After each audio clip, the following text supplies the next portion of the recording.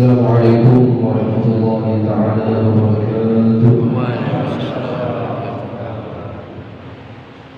Alhamdulillah wa kafa.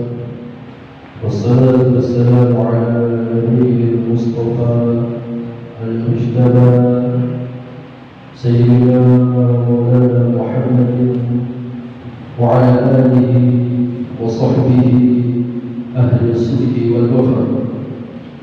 Subhanaka la ilma lana illa ma 'allamtana innaka antal 'alimul hakim. Rabbi yassir wa la tu'assir wa tajammil bil khair ya Fatah ya 'alim. Subscribe to my channel and also press this bell icon. Alhamdulillah, sama-sama kita hormati dan muliakan para alim ulama, para habaib, para tokoh masyarakat dan segenap para hadirin wal hadirat yang sama-sama hadir di masjid yang kita cintai ini, semata-mata berkumpul untuk mencari ridha Allah Subhanahu wa taala.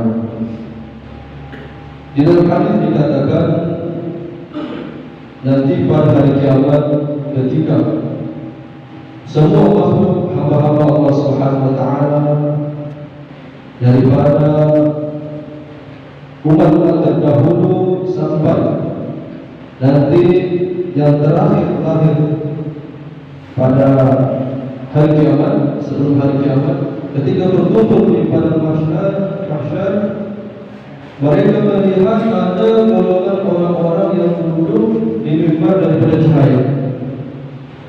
Hatta yardithahum nabiyyin.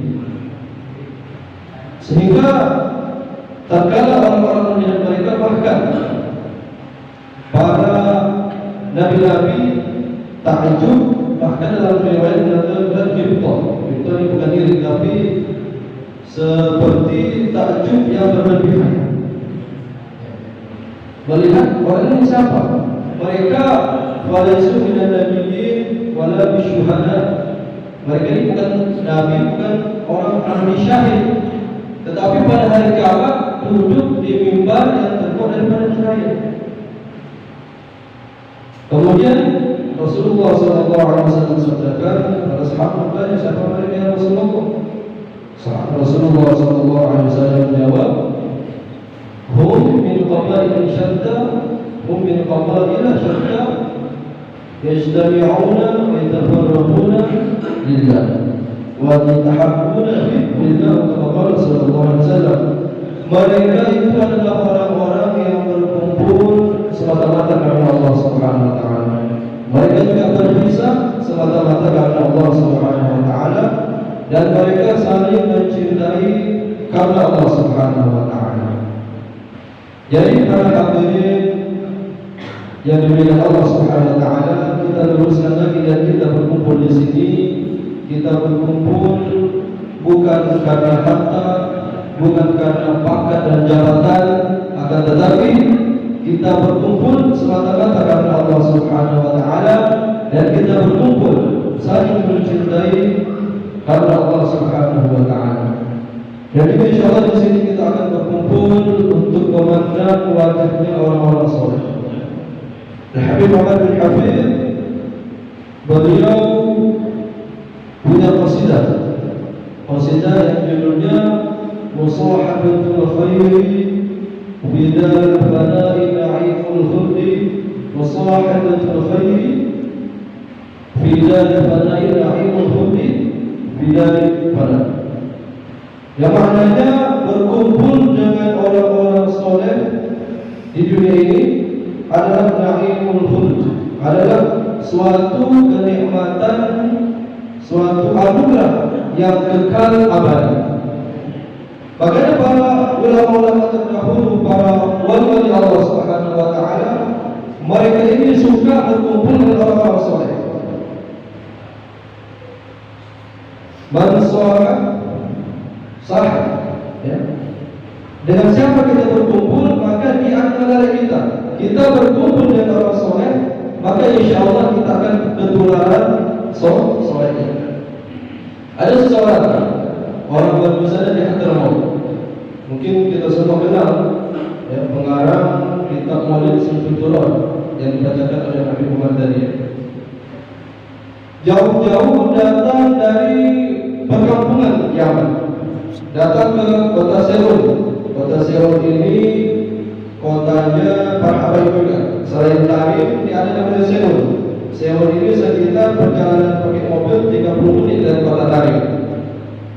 Di kota Serun ini, disitulah tempat muhimnya Habib Ali bin Muhammad Al-Habsyi, pengarang kitab Maulid Simputuron.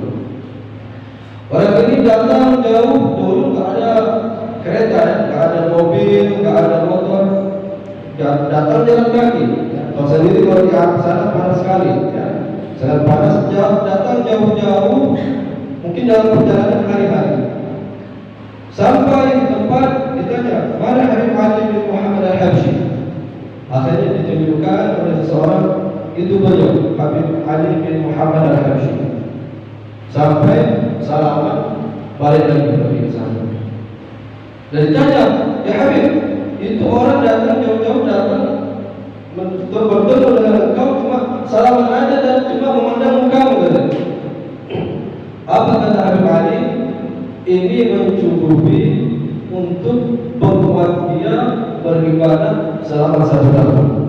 Selama berapa? 1 tahun.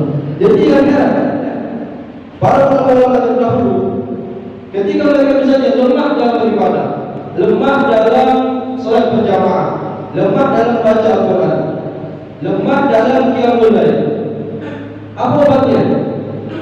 Mereka datang, sowan, bertemu, berdoa Allah Subhanahu Wa Taala, datang kepada orang soleh, datang kepada para habaib, duduk bersama mereka, akhirnya pulang dengan keadaan sama. Dengan keadaan sama. Alhamdulillah pada malam hari ini ya, kita sedang menunggu Habib Muhammad bin Hussein Al-Attas dan Buya Al-Tubi.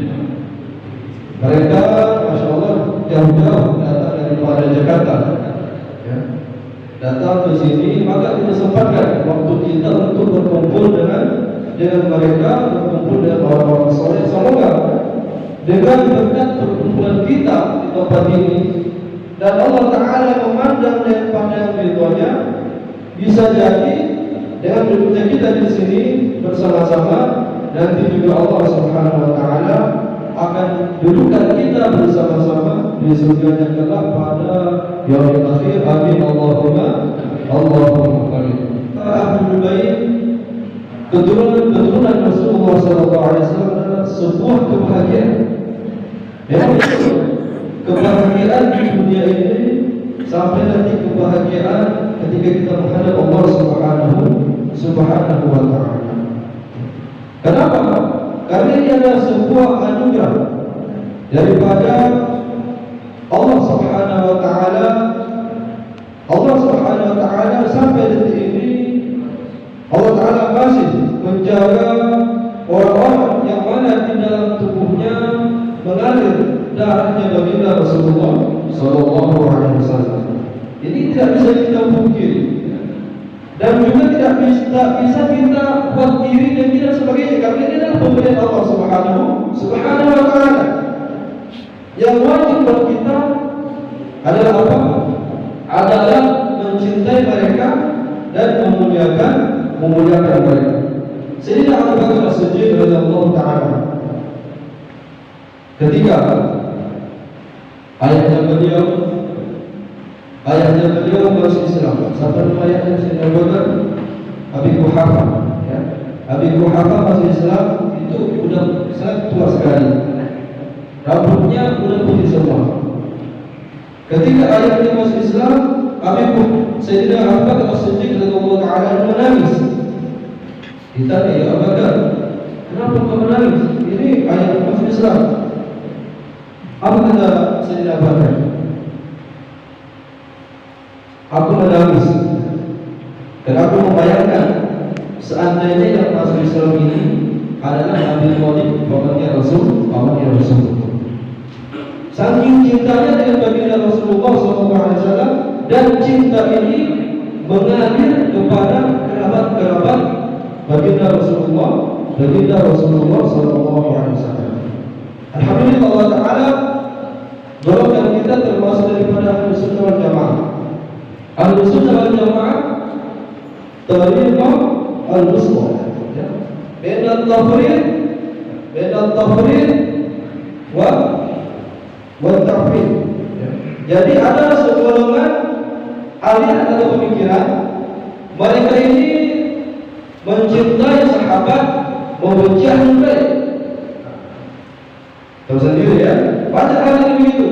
Mereka mencintai sahabat dipuja-puja, akan tetapi benci bahkan mengingkari adanya keturunan baginda Rasulullah SAW. Banyak hal ini. Sahabat dipuja dan mereka benci kepada ahlul bait. Dan ada satu orang lagi, dia ini cinta kepada ahlul bait dan membenci para sahabat. Bahkan apabila dari mereka menggugurkan sebagian daripada sahabat. Ada tetapi kita sebagai penganut akidah Ahlussunnah wal Jamaah berada di tengah-tengah. Apa maknanya kita berada di tengah-tengah? Nuhibbu sahabat wa nuhibbu ahlan bait. Kita mencintai sahabat dan juga mencintai ahlul bait. Inilah kalau kita mau selamat di dunia dan di akhirat, mari kita tanamkan rasa cinta kita, mahabbah, asyauq dan ridwan kepada baginda Rasulullah sallallahu alaihi wasallam. Dalam hadis dikatakan, ahibbullah lima yarzuqu min ni'amih. Cintai Allah Taala kata Rasulullah. Kenapa Allah Taala Rasulullah memerintahkan kita mencintai Allah Taala? Lima yarzuqu min ni'amih, karena betapa banyak yang nikmat yang Allah Taala berikan kepadamu. Wa ahibbuni lihubbillah kata Rasulullah. Dan cintailah aku kata Rasulullah sebagai tanda cintamu kepada Allah. Dan yang terakhir, wa ahibbu ahla baiti lihubbi. Dan cintailah ahli baitku. Ahli bait siapa? Keturunannya baginda Rasulullah SAW. Cintailah keturunanku sebagai tanda cintamu kepada-Mu. Bayangkan, termasuk daripada sempurnanya mahabbah kita, cinta kita kepada baginda Rasulullah SAW adalah kita mencintai sesuatu yang berhubungan dengan baginda Rasulullah SAW, termasuk daripada keturunan. Semuanya kita tahu mungkin cerita dari Majnun. Mungkin sering saya ceritakan di masjid ini, tapi kita boleh ulang lagi. Namanya Umrul Qais. Dia tergila-gila kepada perempuan namanya Laila. Tergila-gila jadi gila beneran, bukan gila kayak anak muda sekarang, gila beneran dia. Jadi gak waras. Dia lewat di depan rumahnya Laila.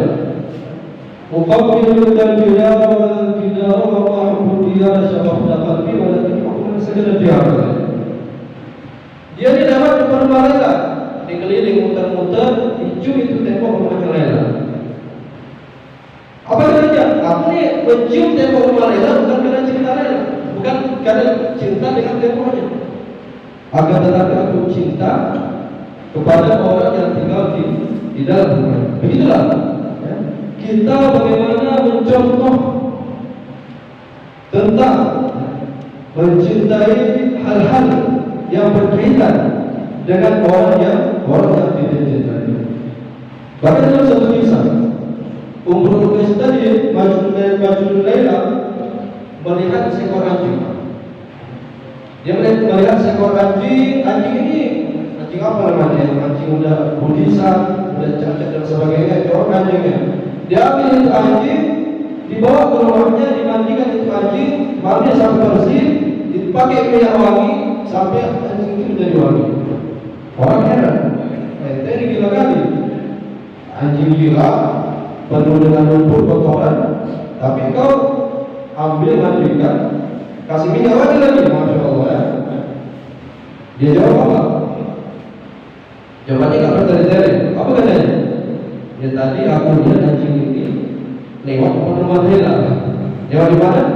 Cuma lewat depan rumah Lela, dia ambil itu anjing gila, bawa ke rumahnya dimandiin, kasih dijawab. Kenapa? Karena tadi anjing dan cuma lewat. Kalau nggak tahu ini anjing dari Lela atau bukan nggak tahu. Tapi karena anjing tadi lewat di depan rumah Lela, bayangkan. Ya. Inilah perlu kita contoh. Kecintaan kepada hal-hal yang berhubungan dengan yang kita cintai. Dalam syair dikatakan innal muhibba liman yuhibbu muti'u.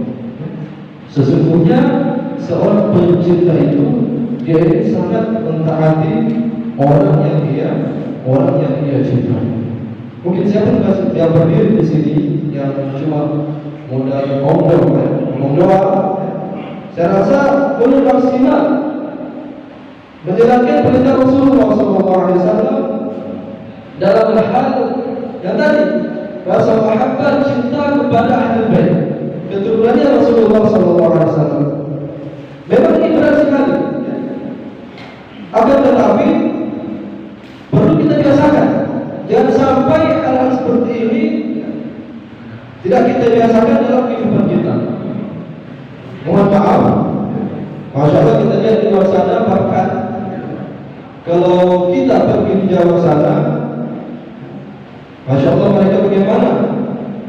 Rasa ta'zim mereka, mahabbah mereka, cinta mereka kepada keturunan baginda Rasulullah SAW. Kenapa demikian? Karena syafa'atul uzma nanti pada hari kiamat itu berada di tangan siapa? Rasulullah SAW. Kita berharap dengan mencintai mereka, dengan memuliakan mereka, mengagungkan mereka, kita nanti mendapatkan syafaat. Kakeknya mereka baginda Rasulullah SAW. Sebenarnya kalau kita lihat daripada keturunan baginda Rasulullah SAW, mereka tidak minta kita hormati, tidak minta dari kita untuk kita muliakan, tidak minta dari kita untuk kita cintai. Akan tetapi menghormati, mencintai mereka adalah kewajiban, kewajiban daripada setiap individu kita. Mungkin kalau masalah ikut dalam segi metode ataupun manhaj, dalam segi berpikir dan sebagainya, terserah, mungkin ya mengikut siapa terserah. Akan tetapi dalam segi mahabbah kita diajarkan begitu, ya. Kita diajarkan untuk mengikuti guru-guru yang mengajari kami ilmu agama. Bukan berarti selain guru-guru kami kita benci, kita apa enggak. Bahkan kita diperintahkan untuk memuliakan orang-orang yang dia punya potensi untuk mendakwakan agama, dan juga kita diperintahkan untuk memuliakan, menghormati, mentaati, mencintai orang-orang yang mendapatkan karunia Allah Subhanahu wa taala, yang mana di dalam tubuhnya mereka mengalir darah yang mulia dan baginda Rasulullah SAW. Kalau kita buka kitab-kitab ulama terdahulu, di situ penuh dengan cerita-cerita bagaimana ta'zimnya mereka kepada Ahlul Bait. Di sana ada seorang syekh besar daripada keluarga Al-Khatib. Beliau ini sudah mencapai derajat fatwa, derajat mufti. Beliau ketemu dengan Sayyid, anak-anak kecil daripada keturunan baginda Rasulullah SAW. Dia ambil tangannya, dia yang cium tangan, dicium itu tangan anak kecil. Dia kan saking taklim, nggak mau dikasih tangan dia dicium sama anak kecil tadi, walaupun dia seorang mufti. Mufti ini jangan orang sampai derajat belajar agama sampai derajat mufti. Akan tetapi dia tahu bagaimana kedudukan seorang yang di dalam dirinya ini mengalir darah baginda Rasulullah SAW. Bahkan dalam kitab Al-Manhajus Sawi karangan Habib Zain bin Ismail Hafizullah Ta'ala wa boleh disitu menukil perkataan ulama mana yang lebih afdal, sayyid, maaf, seorang sayyid yang hilang akalnya, ini cuma perumpamaan, misalnya gila, atau seorang ulama yang gila, mana yang lebih afdal? Ulama yang jadi gila atau sayyid yang jadi gila, mana yang lebih afdal? Mana kira-kira? Mana ada nggak sopan ada orang tua? Mana yang lebih afdal? Mana yang lebih mulia? Sayyid yang misalnya gila. Kenapa? Kalau ada ulama yang sudah gila, dia orang gila tuh. Bukan dikatakan ulama lagi juga. Tapi kalau ada sayyid misalnya yang gila, tetap dia sama saja. Inilah saya mengajar, saya berbicara ini semuanya hati kita ini, hati saya pribadi kembali hidupkan rasa syauq, rasa mahabbah, rasa cinta, rasa taklim. Memang ini berat, memang ini berat, tapi biar kita biasakan, kita hadirkan dalam hati kita bahwasanya saya ini mengenal Allah Subhanahu wa taala, dapat bersujud bersimpuh di hadapan Allah Subhanahu wa taala.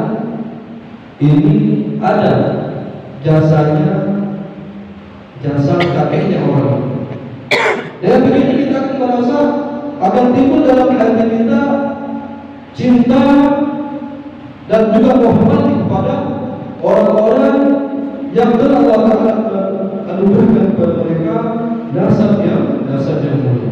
Oleh karena itu, marilah kita lagi dan lagi sama-sama introspeksi diri kita masing-masing. Kita berbanyak untuk duduk bersama orang-orang soleh, terlebih pada akhir zaman ini, zaman yang sangat kacau sekali. Bagaimana kita biasakan diri kita untuk duduk bersama orang-orang yang dekat dengan Allah Subhanahu wa taala.